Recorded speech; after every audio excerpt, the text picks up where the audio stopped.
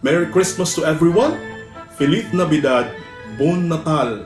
Malipayon nga Paskwa! Maligayang Pasko!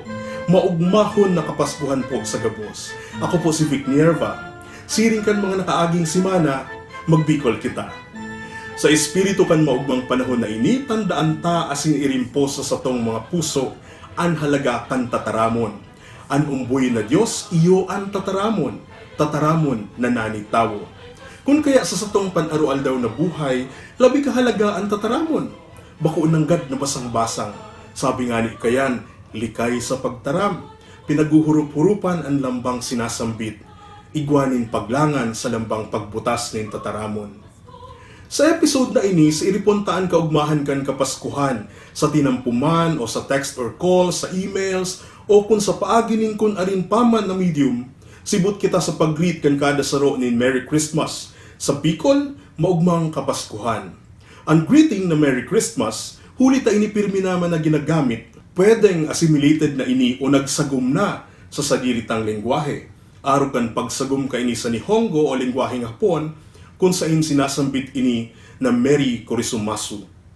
So ang haputangon yan, Merry Christmas o Merry Christmas. Hilinguntaan sinasabi kan Guide to Bicol Orthography.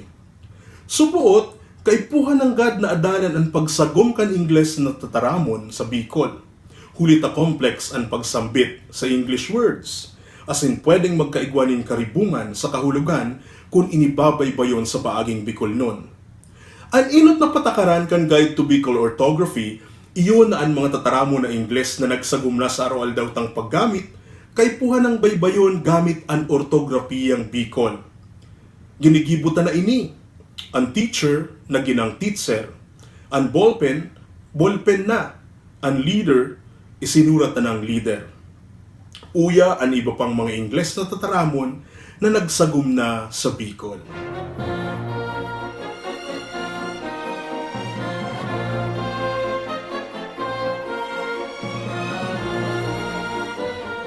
Igwamanin mga tataramon na Ingles na nagsagum na sa lengguwaheng Bicol sa paagi ng Hispanisasyon. Halimbawa kay ni ang pirmitang nadadangog o nadadalan sa media, ang atensyon o asistensya medikal na huhunaon tagabos na Espanyol.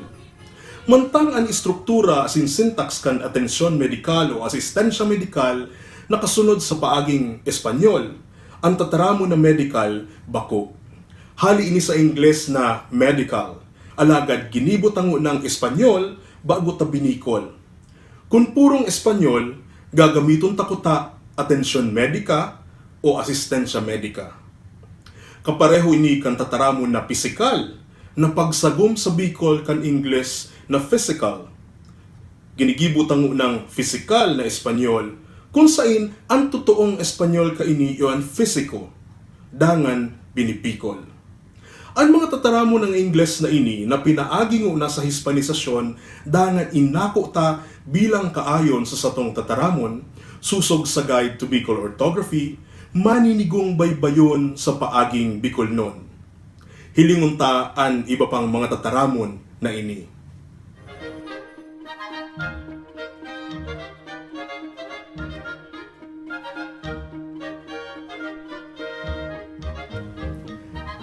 Ang satuyang hapot mo niyan, Merry Christmas o Merry Christmas?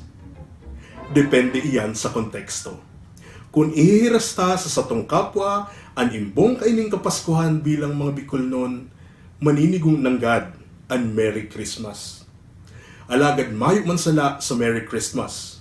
Alagad permitang rumdumon ang nangungurog na patakaran kan ginagamit ang guide. Na kung igwaman sa ng katutubong tataramon, iyo iyan ang satuyang gamiton. Kung kaya sa liwat mga tugang, maugmaho na marhay na kapaskuhan sa Saindo Gabos. Sa liwat, mag-email sana sa magbicolkita@gmail.com para sa saindong mga hapot, suhestyon o anuman na buot nindong ipaabot sa samo. Likay po kita Gabos, mag-ugma sa espiritu kaining panahon. Mag-iribahan kita nurong taon, next week man sana po iyan. Ini po si Vic Nierva, danay na nagpapagirundong, magbikol kita.